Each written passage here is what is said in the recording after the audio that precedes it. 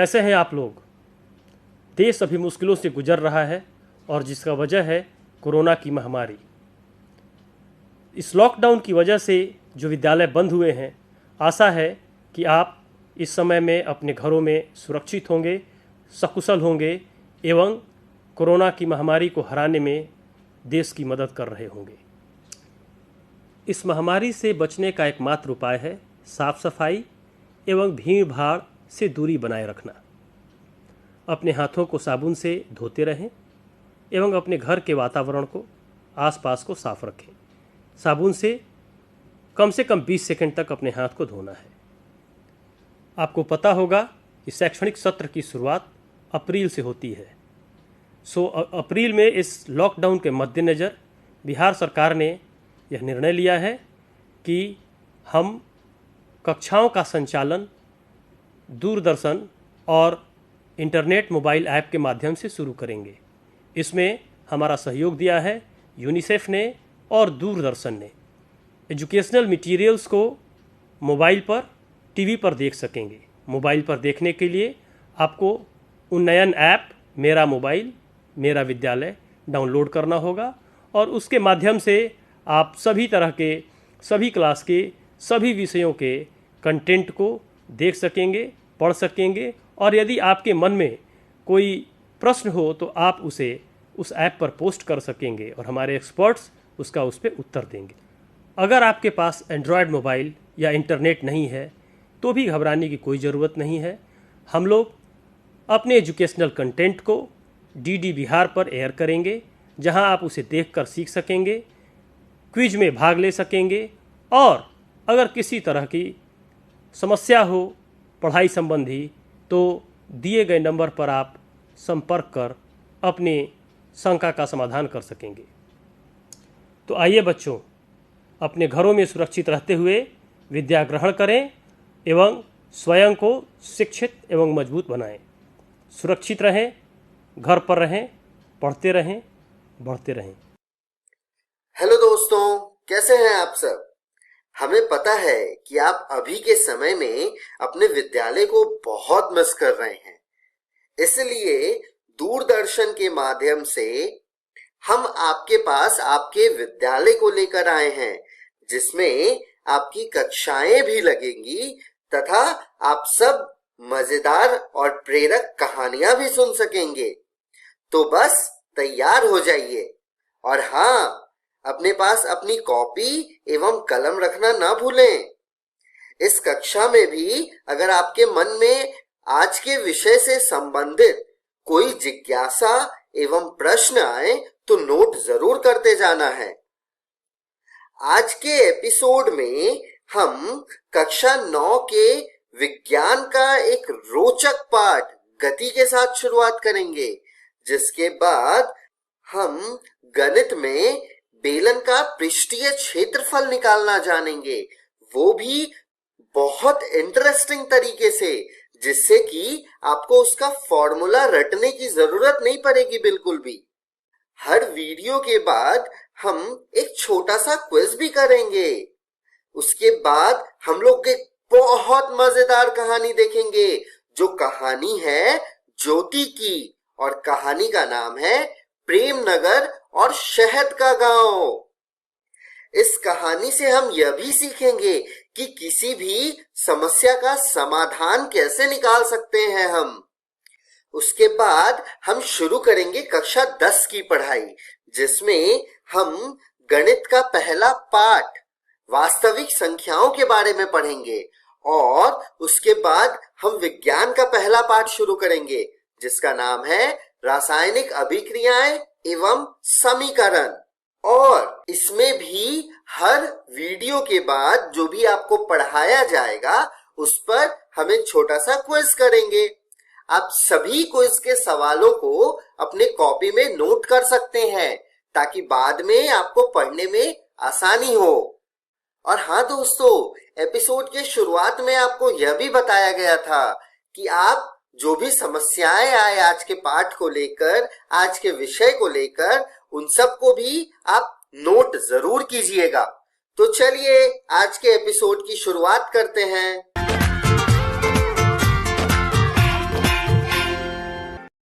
Hello friends, आज हम गति के बारे में पढ़ेंगे, जिसको हम मोशन भी कहते हैं। आप सभी गति के बारे में तो जानते ही होंगे। कहीं भी कोई काम हो रहा हो तो उसमें गति जरूर होती है। इसी चीज को हम विस्तार में जानेंगे और इस वीडियो में हम 3 चीजों की चर्चा करेंगे। तो आइए देखते हैं कि हम किन किन 3 चीजों पे चर्चा करने वाले हैं। सबसे पहले हम जानेंगे कि मोशन यानी कि गति होती क्या है।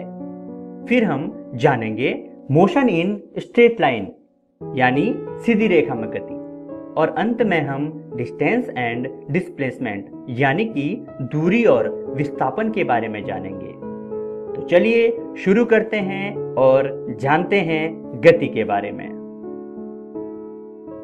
अब ये मोशन क्या होता है? सीधे शब्दों में जाने तो अगर कोई ऑब्जेक्ट यानी कि कोई वस्तु मूव कर रहा है तो वो मोशन में है, और अगर वो एक जगह पर रुका हुआ है तो उसको हम कहेंगे कि वो रेस्ट पर है। अब आपके आसपास की वस्तुओं को देखिए और सोचिए कि वे रेस्ट में हैं या फिर मोशन में। देखिए, जैसे कि ये बच्चा स्कूल जा रहा है तो ये बच्चा मोशन में है। बच्चों, आपने कई बार पेड़ से पत्तों को गिरते हुए देखा होगा, वो भी मोशन ही कहलाएगा। यानी कि कोई भी वस्तु जो हिल रही हो मोशन में कहलाती है, और कोई भी वस्तु जो स्थिर अवस्था में हो वो रेस्ट में कहलाती है। अब हम मोशन इन स्ट्रेट लाइन को समझ लेते हैं। सीधे शब्दों में कहें तो अगर कोई वस्तु जैसे कि एक कार सीधी रोड पर चल रही है तो इस टाइप के मोशन को मोशन इन स्ट्रेट लाइन कहते हैं। इसलिए जब किसी वस्तु की स्थिति संदर्भ या समय के फ्रेम के संबंध में बदलती है तब हम उसे गति में कहते हैं। उदाहरण के लिए, जब हम ट्रेन में बैठे होते हैं तो ट्रेन के संदर्भ में तो हम स्थिर अवस्था में होते हैं, लेकिन जमीन के संदर्भ में हम गति में होते हैं। यानी कि अगर हम चलते ट्रेन में ही हैं तो ट्रेन में बैठा आदमी हमें स्थिर दिखेगा, लेकिन अगर हम जमीन पर खड़े हैं तो चलते ट्रेन में बैठा आदमी हमें गति में दिखेगा। आइए अब हम बात कर लेते हैं कि दूरी और विस्थापन यानी कि डिस्टेंस और डिस्प्लेसमेंट क्या होता है। अब जरा यहां देखिए, ये बस एक जगह ए से चलकर अपनी दूसरी जगह बी पर जा रही है। अब ये अपने रास्ते में कई बार अपनी दिशा बदल रही है, तो जो लंबाई बस ने अपनी इस रास्ते में कवर की उसे हम डिस्टेंस यानी कि दूरी कहेंगे। अब मान लेते हैं कि ये बस एक दूसरे रोड से जा रही है जो कि डेस्टिनेशन ए से बी तक सबसे छोटी दूरी में पहुंचेगी। अब ये स्ट्रेट रोड ए और बी के बीच में, जिसमें कि एक दिशा में वस्तु मूव कर रहा हो और वो भी सबसे छोटी दूरी में, तो उसे हम डिस्प्लेसमेंट यानी कि विस्थापन कहेंगे। चलिए एक और उदाहरण देखते हैं। मान लीजिए कि आप अपने घर से सुबह चलते हैं अपने स्कूल के लिए, जो कि 4 किलोमीटर दूरी पर है, लेकिन स्कूल पहुंचने के लिए आपको काफी घूम के जाना पड़ता है और वो रास्ता 7 किलोमीटर का पड़ जाता है। तो जरा सोचिए और बताइए कि आपके घर से स्कूल तक की दूरी कितनी होगी और घर से स्कूल तक का विस्थापन क्या होगा। ये सवाल आप लोग नोट कर लीजिए और घर से सोच के आइएगा। हम इस जवाब की चर्चा अगली वीडियो में करेंगे। तो आज की इस वीडियो में हमने motion in a straight line, distance and displacement को पढ़ा। आशा करता हूं आपको यह सब समझ में आया होगा। तो मिलते हैं अगली वीडियो में। धन्यवाद। Daily quiz. पहला प्रश्न, अगर कोई वस्तु चल रही है तो वह डैश में है।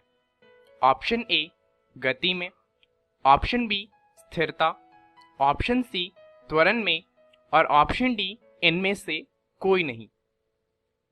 दूसरा प्रश्न, वस्तु की स्थिति के लिए किसका होना आवश्यक है? ऑप्शन ए दिशा, ऑप्शन बी निर्देश बिंदु, ऑप्शन सी गति, ऑप्शन डी ए और बी। प्रश्न 3, निर्देश बिंदु को और क्या कहा जाता है? ऑप्शन ए मूल बिंदु, ऑप्शन बी शुरुआती बिंदु, ऑप्शन सी स्थिति बिंदु, ऑप्शन डी इनमें से कोई नहीं। चौथा प्रश्न, इनमें से कौन सा गति का उदाहरण नहीं है? ऑप्शन ए चलती हुई कार, ऑप्शन बी पृथ्वी, ऑप्शन सी दीवार, ऑप्शन डी दीवार के कण। प्रश्न 5, वस्तु की स्थिति किसी वस्तु का डैश दर्शाती है?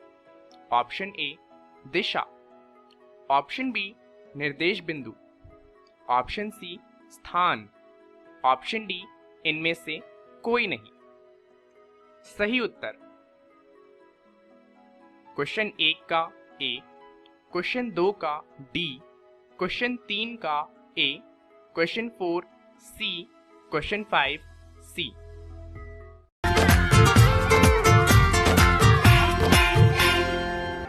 हेलो दोस्तों, आज हम लोग बेलन के बारे में पढ़ने जा रहे हैं, जिसे हम इंग्लिश में सिलेंडर बोलते हैं। अब आप लोग सोच रहे होंगे कि ये बेलन होता क्या है। तो दोस्तों, आप सभी ने पानी की बोतल देखी होगी और आपके घर में खाना पकाने वाला जो गैस का सिलेंडर है वो देखा होगा और उस आकार की काफी सारी चीजें देखी होंगी। ये सभी बेलन आकार की होती है। तो चलिए आज की इस वीडियो में हम बेलन के बारे में कुछ चीजों को जानेंगे। दोस्तों, इस बेलन को देखिए जिसकी ऊंचाई h है और ऊपरी और निचली पृष्ठ वृत्ताकार है। चलिए अभी इन वृत्त को साइड में रखते हैं, अलग रखते हैं। ये जो हिस्सा बच गया है इस बेलन का, इसको हम वक्र पृष्ठ कहते हैं। तो इस वक्र पृष्ठ के अगर हम इस लंबाई को देखेंगे तो आप बता सकते हैं क्या कि ये क्या है? ये उस वृत्त की परिधि है जिसका मान 2 पाई r होता है। अब अगर हम इस वक्र पृष्ठ को इस प्रकार काटते हैं और इसे खोलते हैं तो ये किस आकार का हो गया? जी हां, ये एक आयत है और इस आयत की लंबाई क्या होगी? जो उस वृत्त की परिधि थी यानी 2 पाई r, और इसकी चौड़ाई क्या होगी? जो उस बेलन की ऊंचाई थी, जी हां h। तो किसी भी आयत का क्षेत्रफल क्या होता है? किसी भी आयत का क्षेत्रफल होता है उसकी लंबाई गुने में उसकी चौड़ाई यानी L इंटू बी। तो यहां पे इसकी लंबाई जो है वो है 2 पाई r और इसकी जो चौड़ाई है वो है h यानी कि उस बेलन की ऊंचाई। तो अगर हम इसका क्षेत्रफल निकालते हैं तो वो निकल के आता है लंबाई गुने में चौड़ाई, जो हमें बताता है 2 पाई r गुने में h। तो ये जो 2 पाई r गुने में h निकल के आया है, ये उस बेलन का पृष्ठीय क्षेत्रफल है। अब चलिए दोस्तों, हम इस बेलन का कुल पृष्ठीय क्षेत्रफल निकालते हैं। तो कुल पृष्ठीय क्षेत्रफल निकालने के लिए हमें पहले इन दोनों वृत्तों को भी यहां लाना होगा। अब दोस्तों, आप लोग बता सकते हैं क्या कि इस वृत्त का जिसकी त्रिज्या r है उसका क्षेत्रफल क्या होगा? तो किसी भी वृत्त का जिसकी त्रिज्या r हो उसका क्षेत्रफल होता है पाई गुने में r का वर्ग। तो अब यहां पे अगर हम इस बेलन को देखें तो इस बेलन में 3 चीजें हैं हमारे पास। एक ऊपरी पृष्ठ जो एक वृत्त है, निचली पृष्ठ जो एक वृत्त है और बीच का आकार। तो बीच के आकार का पृष्ठीय क्षेत्रफल अभी हमने निकाला है जो है 2 पाई r गुने में h, और ऊपरी और निचली पृष्ठ का त्रिज्या है r। तो इसका क्षेत्रफल हमें पता है कि पाई गुने में r का वर्ग होगा। तो अब चलिए, अब अगर हम इसका कुल पृष्ठीय क्षेत्रफल निकालें तो हम दोनों वृत्तों के क्षेत्रफल को और जो पृष्ठीय क्षेत्रफल हमने निकाला था, तीनों को अगर हम जोड़ दें तो वो एक बेलन बन जाता है। तो वो हमें दे देगा उस बेलन का कुल पृष्ठीय क्षेत्रफल। तो दोस्तों, वृत्त का जो क्षेत्रफल हमें निकल के आया वो है पाई गुने में r का वर्ग, जो बीच का हिस्सा जो कि पृष्ठीय क्षेत्रफल था वो है 2 पाई r गुने में h, और नीचे वाला पृष्ठ जो कि फिर से एक वृत्त है जो कि है पाई गुने में r का वर्ग। अब अगर हम तीनों को जोड़ें तो हमें निकल के आएगा 2 पाई r गुने में h प्लस 2 पाई r का वर्ग। अब अगर हम इसमें से 2 पाई r को उभयनिष्ठ कर दें तो हमें ब्रैकेट में बचेगा r प्लस h, यानी किसी भी बेलन का कुल पृष्ठीय क्षेत्रफल हमें जो निकल के आएगा वो आएगा 2 पाई r गुने में r प्लस h। आशा करता हूं आप लोगों को बेलन के बारे में समझ आया होगा, और आप लोग अब जो भी चीज देखेंगे बेलन के आकार की उसके बारे में आप और जान सकेंगे, या फिर उसकी अगर आपको ऊंचाई और वृत्त का त्रिज्या पता हो तो आप उसका कुल पृष्ठीय क्षेत्रफल या फिर पृष्ठीय क्षेत्रफल निकाल सकते हैं। मिलते हैं अगली वीडियो में कुछ और रोचक विषय के साथ। नमस्कार दोस्तों, आज हम पाठ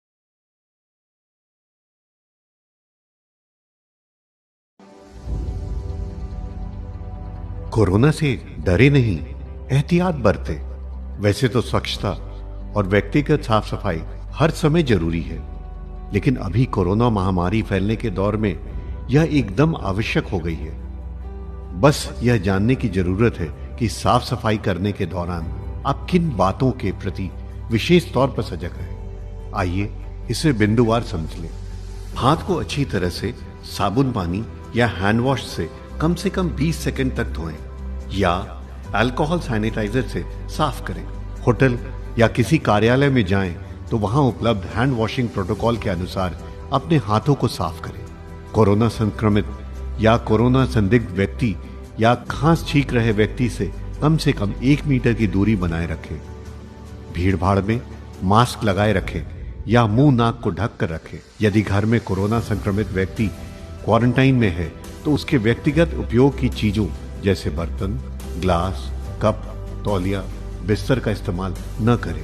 फर्श और अन्य सतहों को घर में रोजाना प्रयोग किए जाने वाले ब्लीच घोल या फिनाइल से साफ करते रहें। शौचालय को भी घर में रोजाना प्रयोग किए जाने वाले ब्लीच घोल या फिनाइल से साफ करते रहें। ऑनलाइन सामान मंगाने पर डिलीवरी करने वाले व्यक्ति नियमित आने वाले घरेलू सामान जैसे दूध, अखबार इत्यादि के लिए सुरक्षात्मक तरीके अपनाएं। बस, ट्रेन, ऑटो, टैक्सी, दुकान के काउंटर के संपर्क में आने पर भी एहतियात बरतें। जनहित में जारी राज्य स्वास्थ्य समिति बिहार। अधिक जानकारी के लिए संपर्क करें टोल फ्री नंबर 104। आइए बच्चों, देखते हैं ज्योति की एक कहानी, प्रेम नगर और शहद का गांव। बदलाव एक दिन में नहीं आता है, उसके लिए लड़ना पड़ता है, अपनों से और अपने सपनों से। मेरा भी एक सपना था। और फिर दिल्ली से लड़के वाले आए हैं, ज्योति को बुलाओ। ज्योति चली गई। मेरी बेटी को वापस ला दीजिए। कुछ तो गड़बड़ है। मैं बी कीपिंग सीखना चाहती हूँ। क्लाइमेट चेंज की वजह से दुनिया बर्बाद हो रही है। किसी को तो पहल करनी होगी। ये इतना आसान नहीं है। हम सब तुम्हारे साथ हैं। हमें सीखना होगा उन लोगों से जो इस काम को जानते हैं।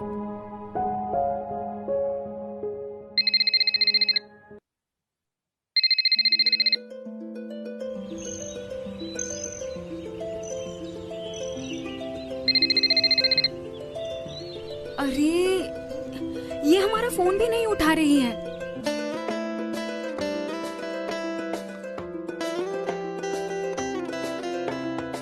आपकी चिट्ठी आई है। नमस्कार पवन, मेरा नाम आमिर है। मैं ज्योति के साथ स्कूल में पढ़ने वाली जरीन और अमीना का पिता हूँ। आपकी तरह मेरी भी बेटी है, इसीलिए आपको ये बताना जरूरी है कि ज्योति हमारे साथ झारखंड में सुरक्षित है। तुम देखना, ज्योति हमारा नाम रोशन करेगी। ज्योति! पिताजी, इस गांव को बर्बाद होने से रोकने के लिए मेरे पास एक सल्यूशन है। मुझे तुम पर गर्व है ज्योति। मेरी बेटी वापस आ गई है। प्रॉब्लम कितनी भी बड़ी हो, उन्हें सुलझाने की हिम्मत होनी चाहिए। आखिर यही तो करता है एक व्यवसायी। हाँ, मैं एक एंटरप्रेन्योर हूँ जो प्रेम नगर और शहद के गांव नाम की जगह पर रहती हूँ। तो आइए हमारे साथ और इस रेवोल्यूशन में जुड़ जाइए। प्रेम नगर और शहद का गांव 5 दिन का प्रोजेक्ट है। आप इसे 4-4 के समूह में जाकर पूरा करेंगे। पहला दिन, क्षेत्र शोध। मधुमक्खी पालक के पास जाए, उनसे उनके कौशलों के बारे में पूछे। मधुमक्खी का जीवन कितना होता है, शहद की जानकारी, व्यापार की जानकारी, वे अपनी मधुमक्खियों के साथ कहां कहां जाती है। नोट्स बनाना और फोटो लेना ना भूले। दूसरा दिन, खेत में जाकर रिसर्च। किसानों से जाकर पूछे कि वे क्या उगाते हैं, क्या वे जैविक खाद का प्रयोग करते हैं और क्या उन्हें लगता है कि मधुमक्खियों से उन्हें फायदा होगा। तीसरा दिन, बाजार में जाकर शोध। उन दुकानों में जाइए जहां शहद बिकता है। वहां जो जो कंपनियों के शहद बिक रहे हैं, उनकी सूची बनाइए।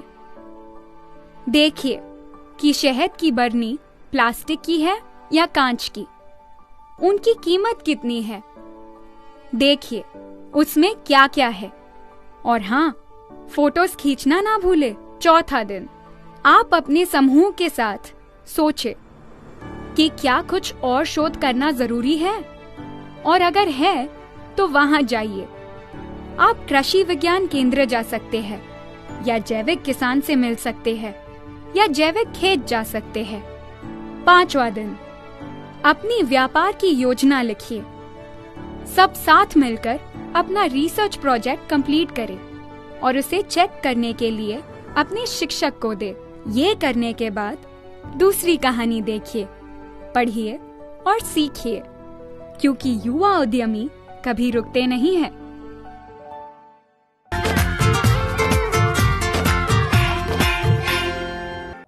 नमस्कार दोस्तों, आज की इस वीडियो में हम पढ़ेंगे वास्तविक संख्याएं, जिसको इंग्लिश में रियल नंबर्स कहते हैं। तो ये वीडियो है वास्तविक संख्याएं का पार्ट 1। चलिए देखते हैं पार्ट 1 में हम क्या पढ़ेंगे। यूक्लिड विभाजन प्रमेयिका। तो चलिए थ्योरम देखते हैं एक यूक्लिड विभाजन प्रमेयिका का। प्रमेय 1.1 यूक्लिड विभाजन प्रमेयिका। दो धनात्मक पूर्णांक a और b दिए रहने पर ऐसी अद्वितीय पूर्ण संख्याएं q और r विद्यमान है कि a बराबर bq जमा r हो, जहां पर r 0 से बड़ा या बराबर है तथा r b से छोटा है। इसका अर्थ है कि कोई भी दो पूर्णांक दिया हो, धनात्मक पूर्णांक, तो हम ऐसी दो संख्याएं निकाल सकते हैं q और r, जिससे a बराबर bq जमा r एक जो समीकरण है वो सेटिस्फाई करेगा, और r जो है, r यहाँ पर शेषफल दर्शाता है। r 0 से बड़ा होगा या बराबर होगा और r b से छोटा होगा। यूक्लिड विभाजन एल्गोरिथम दो धनात्मक पूर्णांकों का HCF परिकलित करने की एक तकनीक है। यानी HCF निकालने के लिए हम यूक्लिड विभाजन एल्गोरिथम का प्रयोग करते हैं। आपको याद होगा कि दो धनात्मक पूर्णांक a और b का HCF सबसे बड़ा धनात्मक पूर्णांक d है, जो a और b दोनों को विभाजित करता है। मतलब HCF, जिसको हम इंग्लिश में हाईएस्ट कॉमन फैक्टर कहते हैं, वो दो संख्याओं का वो सबसे बड़ा धनात्मक पूर्णांक होता है जो दोनों ही संख्याओं को पूर्ण रूप से विभाजित करता है। दो धनात्मक पूर्णांकों, मान लीजिए c और d, जहां c d से बड़ा है, का HCF प्राप्त करने के लिए नीचे दिए हुए चरणों का अनुसरण कीजिए। यानी ये वो सारे स्टेप्स हैं, वो चरण हैं जिनका हम प्रयोग करते हैं दो धनात्मक पूर्णांकों का HCF निकालने के। स्टेप 1, C और D के लिए यूक्लिड विभाजन प्रमेयिका का प्रयोग कीजिए। इसीलिए हम इससे Q और R ज्ञात कर सकते हैं कि C बराबर DQ जमा R हो, जहां C दोनों संख्याओं में से बड़ी संख्या है, बराबर D छोटी संख्या, Q भाजक जमा R शेषफल। जो शेषफल है वो 0 से बड़ा या बराबर होगा तथा ये शेषफल D से छोटा होगा। चरण 2 यानी स्टेप 2, यदि r 0 के बराबर है, यहाँ पे हमारे पास दो केसेस आते हैं, या r 0 के बराबर होगा या r 0 से बड़ा होगा। तो यदि r 0 के बराबर है तब d पूर्णांकों c और d का HCF है और यहीं पे हमारा हल प्राप्त हो जाएगा। दूसरा केस, यदि r 0 के बराबर नहीं है तो d और r के लिए यूक्लिड विभाजन प्रमेयिका का फिर से प्रयोग कीजिए। स्टेप 3, इस प्रक्रिया को तब तक जारी रखिए जब तक शेषफल 0 ना प्राप्त हो जाए। इसी स्थिति में प्राप्त भाजक ही वांछित HCF होगा। चलिए एक प्रश्न देखते हैं। 4052 और 12576 का HCF यूक्लिड विभाजन एल्गोरिथम का प्रयोग करके ज्ञात कीजिए। हल, पहला चरण, यहाँ पे 12576 बड़ा है 4052 से, तो हम 12576 और 4052 पर यूक्लिड विभाजन प्रमेयिका का प्रयोग करेंगे और हमें प्राप्त होगा 12,576 बराबर 4,052 गुने में 3 जमा 420। चलिए देखते हैं ये हमने कैसे प्राप्त किया। भाग का साइन बनाएंगे, जो इन दोनों में से बड़ी संख्या है उसको भाज्य के रूप में लिखेंगे तथा जो छोटी संख्या है उसको भाजक की जगह लिखेंगे और इसको भाग देंगे। 3 बार में ये आएगा 12,156, तो घटाने पर हमें शेषफल 420 प्राप्त होता है। क्योंकि शेषफल 420 0 के बराबर नहीं है, इसीलिए हम 4052 और 420 के लिए यूक्लिड प्रमेयिका का प्रयोग करके निम्नलिखित प्राप्त कर सकते हैं। देखते हैं अब हम इसके आगे अगला स्टेप कैसे लेंगे। ये हमारा पिछला आंसर है।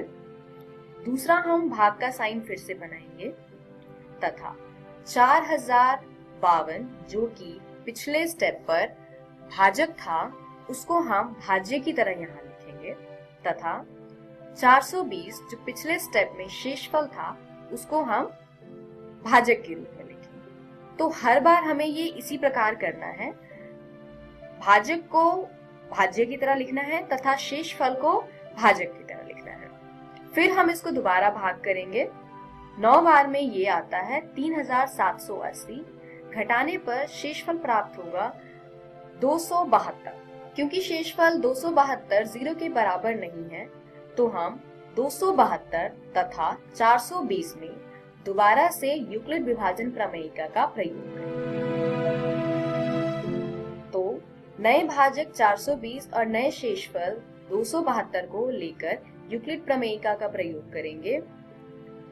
इससे हमें प्राप्त होगा 420 बराबर 272 गुने में 1 जमा 148। इसमें हम फिर 420 को भाज्य के रूप में लिखेंगे तथा 272 को भाजक के रूप में लिखेंगे तथा एक आया हमारा भागफल। इसको भाग देने पर शेषफल प्राप्त होता है 148। नए भाजक 272 और नए शेषफल 148 पर यूक्लिड विभाजन प्रमेयिका का फिर से प्रयोग करेंगे और ये हम तब तक करते रहेंगे जब तक कि हमारा शेषफल 0 नहीं आ जाता।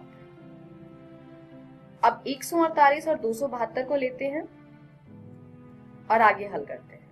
इस पे फिर से यूक्लिड विभाजन प्रमेयिका का प्रयोग करने पर हमें 148 भाजक प्राप्त हुआ है तथा शेषफल 124 प्राप्त हुआ है, जिसपे हम फिर से यूक्लिड विभाजन प्रमेयिका का प्रयोग करेंगे। इससे ये आएगा 148 बराबर में 124 गुने में 1 जमा 24।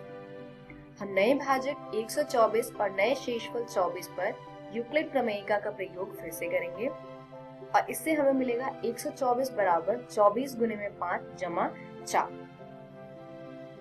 अब नया भाजक है 24 और नया शेषफल है 4। इस पर हम यूक्लिड विभाजन प्रमेयिका का प्रयोग करेंगे। क्योंकि ये लास्ट स्टेप है इसलिए इसको डिटेल में देखते हैं। अब 24 को हम भाज्य की जगह पर लिखेंगे तथा 4 को भाजक की जगह पर लिखेंगे। 4 में अगर हम 6 से गुना करते हैं तो 24 प्राप्त होगा, यानी इस स्टेप पर हमारा जो उत्तर है, जो शेषफल है वो 0 आता है। क्योंकि अब शेषफल 0 के बराबर आ चुका है तो इस स्टेप पे जो हमारा भाजक है यानी कि 4 वो इस प्रश्न का उत्तर है, यानी 4052 तथा 12,576 का HCF 4 है। इस वीडियो में हमने सीखा यूक्लिड विभाजन प्रमेयिका।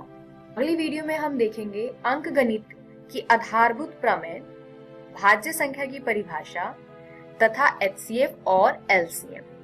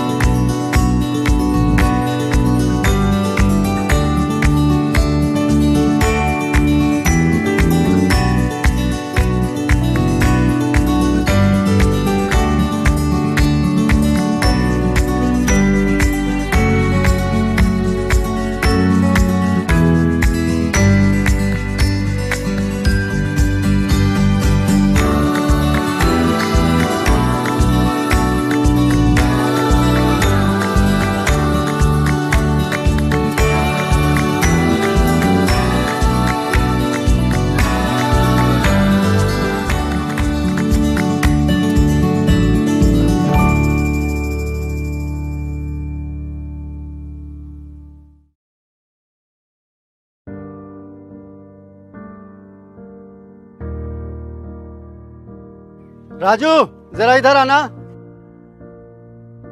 चाचा प्रणाम। प्रणाम। ये बताओ कि स्कूल से ड्रेस का पैसा मिला कि नहीं? मिल गया, पिछले हफ्ता मिल गया। और छात्रवृत्ति? चाचा वो तो अब खाता में ही चला आता है। अरे वाह, ये सब तो इसको खूब पता है। पर ये पता है तुम्हारा लड़का स्कूल में काका सीखता है? ये हंसने का नहीं, सोचने का वक्त है। सिर्फ बैट हाथ में दे देने से कोई सचिन नहीं बन जाता। उसी तरह ड्रेस सिलवाकर पहनाकर स्कूल भेज देने से पिंटू होनहार नहीं बन जाएगा।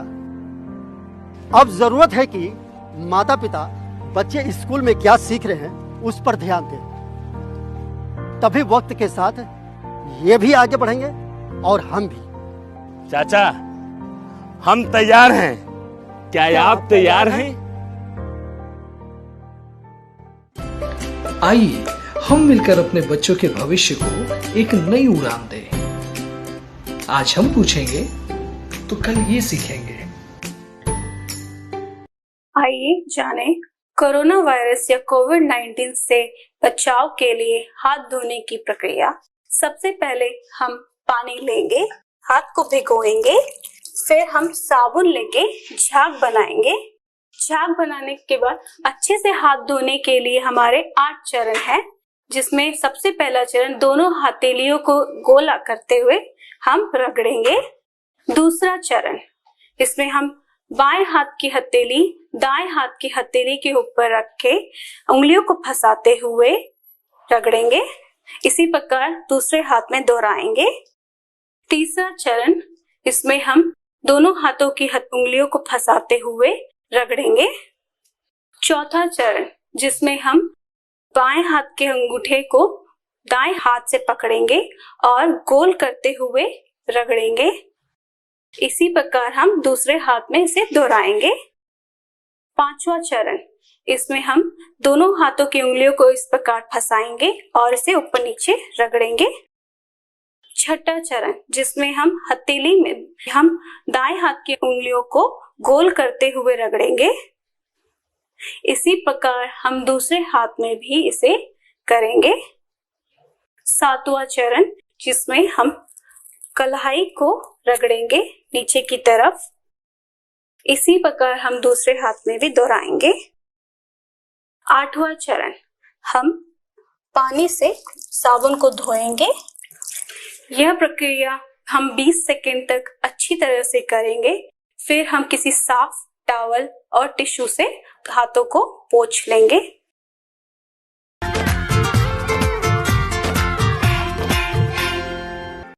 नमस्कार दोस्तों, आज जो हम अध्याय करने जा रहे हैं उसका नाम है रासायनिक अभिक्रियाएं एवं समीकरण। तो चलिए जानते हैं कि इस अध्याय के पहले भाग में हम क्या क्या जानने वाले हैं। सबसे पहले हम बात करेंगे रासायनिक बदलाव के बारे में। इसके बाद हम जानेंगे रासायनिक अभिक्रिया को और अंत में हम बात करेंगे रासायनिक समीकरण के बारे में। तो चलिए अध्याय को शुरू करते हैं रासायनिक बदलाव को जानते हुए। कुछ परिस्थितियां दी गई हैं, इन्हें ध्यान से देखिए। क्या होता है जब हम गर्मी के मौसम में दूध को खुला छोड़ देते हैं? आपने ध्यान दिया होगा कि दूध को गर्मियों के मौसम में खुला छोड़ने पे वो दही में बदल जाता है। इसके अलावा अगर हम लोहे की वस्तु को आर्द्र वायुमंडल में खुला छोड़ दें तो क्या होता है? आपने ध्यान दिया होगा कि लोहे की जो वस्तुएं होती हैं उन पे एक पतली सी भूरे रंग की परत आ जाती है, जिसे हम आम भाषा में कहते हैं कि लोहे में जंग लग गया है। इसके अलावा जब हम भोजन को पकाते हैं तो आपने ध्यान दिया होगा कि उसमें कई तरीके के बदलाव आते हैं। तो अगर हम इन तीनों बदलावों की बात करें जिन्हें हमने अभी देखा, तो हमें एक बात पता चलेगी कि इन सभी परिस्थितियों में प्रारंभिक वस्तु की प्रकृति तथा पहचान कुछ न कुछ बदल गई है। जैसा कि धातु की बात करें तो धातु में बाद में एक परत आ गई थी जो भूरे रंग की थी। दूध की बात करें तो वो दही में बदल गया था और भोजन में कई तरीके के बदलाव आने के बाद वो पक गया था। ये जितने भी बदलाव थे ये सभी रासायनिक बदलाव थे और ये हमें बताते हैं रासायनिक अभिक्रिया के बारे में। वो किस तरह से? जब भी कोई रासायनिक परिवर्तन होता है तो हम कह सकते हैं कि एक रासायनिक अभिक्रिया हुई है। तो सवाल ये आता है कि आखिर रासायनिक अभिक्रिया का वास्तविक अर्थ है क्या? तो चलिए जानते हैं कि रासायनिक अभिक्रिया क्या होती है। रासायनिक अभिक्रिया में एक या अधिक पदार्थ आपस में अंतरक्रिया करके परिवर्तित होते हैं और एक या अधिक भिन्न रासायनिक गुण वाले पदार्थ को बनाते हैं।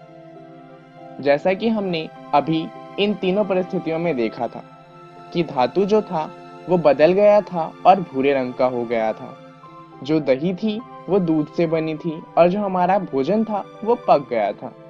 एक और उदाहरण देखें तो मैग्नीशियम रिबन को जब हम जलाते हैं तो वो मैग्नीशियम ऑक्साइड में परिवर्तित हो जाता है। ये भी एक रासायनिक अभिक्रिया है।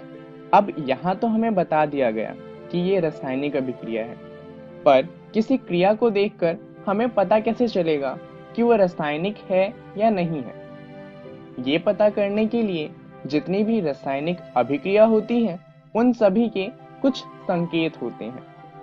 चलिए जानते हैं कि वो संकेत क्या हैं जिनसे हमें ये पता चलेगा कि जो क्रिया हुई है वो रासायनिक है या नहीं। सबसे पहला है अवस्था में परिवर्तन। जैसा कि हम जानते हैं कि 3 तरीके की अवस्था होती है, ठोस अवस्था, द्रव अवस्था और गैस अवस्था। तो मान लीजिए कि कोई तत्व ठोस अवस्था में था और क्रिया के बाद वो द्रव अवस्था या फिर गैस अवस्था में परिवर्तित हो गया, तो हम कह सकते हैं कि जो क्रिया हुई है वो रासायनिक अभिक्रिया है। दूसरा है रंग में परिवर्तन। अगर किसी तत्व के रंग में परिवर्तन होता है तो जिस कारण से वो परिवर्तन होगा हम कह सकते हैं कि वो एक रासायनिक अभिक्रिया है। तीसरा है गैस का निकास या उत्सर्जन। अगर किसी कारणवश किसी तत्व से किसी गैस का निकास होना शुरू हो जाता है तो हम कह सकते हैं कि जो बदलाव हुआ है वो एक रासायनिक बदलाव है। और आखिरी में हम बात करेंगे तापमान में परिवर्तन की। अगर किसी तत्व के तापमान में परिवर्तन आता है तो जिस कारणवश वो परिवर्तन आया है वो भी एक रासायनिक बदलाव होगा। ये तो थी रासायनिक बदलाव की बात। अब मान लीजिए कि आपको इन बदलाव को लिखना हो तो आप किस तरीके से लिखेंगे? तो चलिए जानते हैं रासायनिक समीकरण के बारे में। उदाहरण लेते हैं मैग्नीशियम रिबन वाला, जहां पर मैग्नीशियम रिबन ऑक्सीजन के साथ जब रासायनिक अभिक्रिया करती है तो मैग्नीशियम ऑक्साइड में परिवर्तित हो जाती है। इसे कुछ इस तरीके से लिखा जा सकता है, मैग्नीशियम प्लस में ऑक्सीजन, जिससे हमें मिलता है मैग्नीशियम ऑक्साइड। अब इससे फायदा क्या होगा? अब हमें पूरा नहीं लिखना पड़ेगा कि मैग्नीशियम ऑक्साइड ने ऑक्सीजन के साथ अभिक्रिया करके मैग्नीशियम ऑक्साइड बनाया। अब हम उसे बहुत छोटे में लिख सकते हैं, मैग्नीशियम जमा में ऑक्सीजन, उससे हमें मिलता है मैग्नीशियम ऑक्साइड। तो हमने पूरी अभिक्रिया को बहुत ही संक्षेप में लिखा है। अब यहाँ पर हमने शब्दों का यूज किया है, जैसे कि मैग्नीशियम और ऑक्सीजन। क्योंकि यहाँ पर शब्द का इस्तेमाल किया गया है तो इस तरीके की समीकरण को हम कहते हैं शब्द समीकरण। तो चलिए जानते हैं कि इस वीडियो में हमने क्या क्या जाना। सबसे पहले हमने बात करी रासायनिक बदलाव के बारे में, जहाँ पे हमने कुछ उदाहरण लिए थे, जैसे कि दूध का दही में परिवर्तन, या फिर लोहे के ऊपर जंग लगना, या फिर भोजन का पकना। उसके बाद हमने बात करी रासायनिक अभिक्रिया के बारे में, जहाँ पर हमने ये जाना कि रासायनिक अभिक्रिया में जो तत्व होता है उसकी प्रकृति बदल जाती है और एक भिन्न प्रकृति वाले तत्व का निर्माण होता है। उसके बाद हमने बात करी रासायनिक समीकरण के बारे में, जहां हमने ये जाना कि रासायनिक अभिक्रिया को संक्षेप रूप में किस तरीके से लिखा जा सकता है। चलिए आप जानते हैं कि अगली वीडियो में हम क्या जानने वाले हैं। अगली वीडियो में हम बात करेंगे रासायनिक समीकरण को किस तरीके से लिखा जा सकता है उसके बारे में। उसके साथ साथ हम ये भी जानेंगे कि इन रासायनिक समीकरण को संतुलित किस तरीके से किया जा सकता है और इन्हें संतुलित करने का महत्व क्या है। धन्यवाद।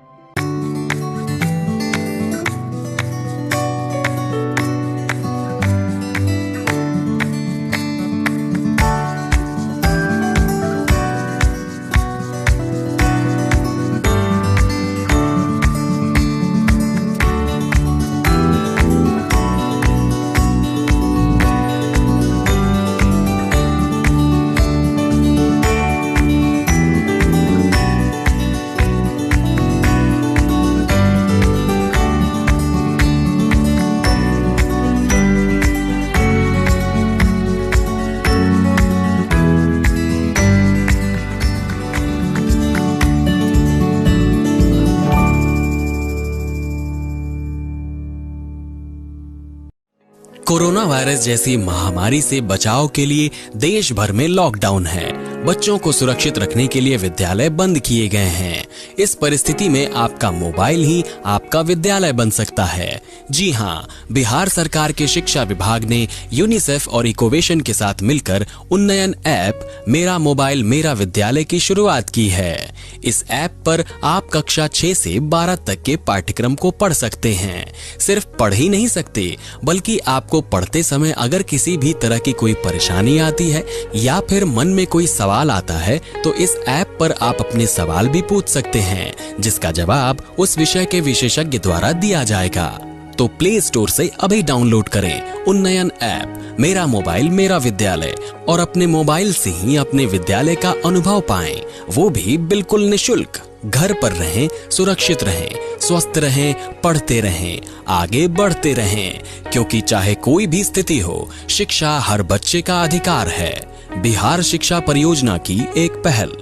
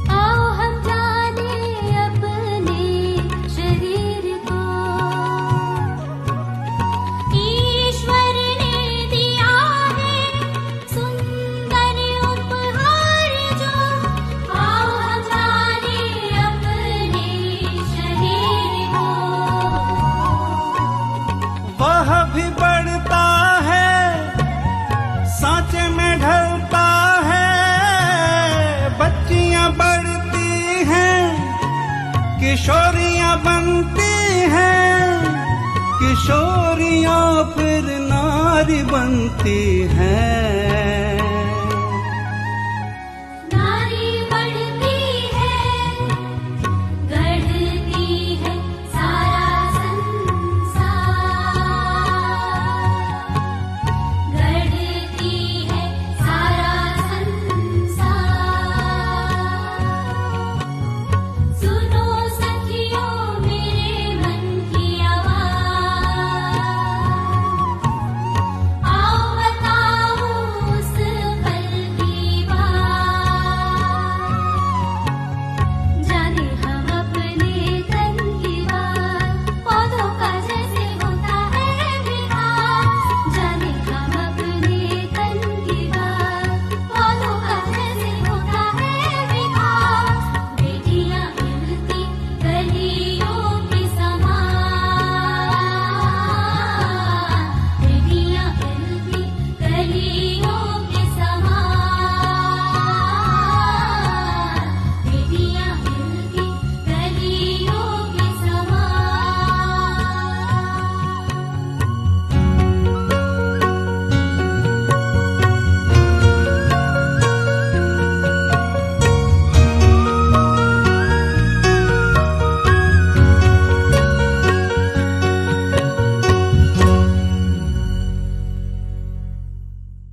आशा करता हूं कि आज के एपिसोड में आपको जो भी बातें बताई गई हो, जो भी पाठ पढ़ाया गया हो, जो भी विषय पढ़ाया गया हो, उसे आप अच्छे से समझ पाए होंगे और जरूरी बातों को अपने कॉपी में नोट भी कर लिया होगा। आपको एपिसोड के शुरुआत में भी बोला गया था कि अपने सवालों को भी नोट कीजिएगा, जो भी शंकाएं आएंगी।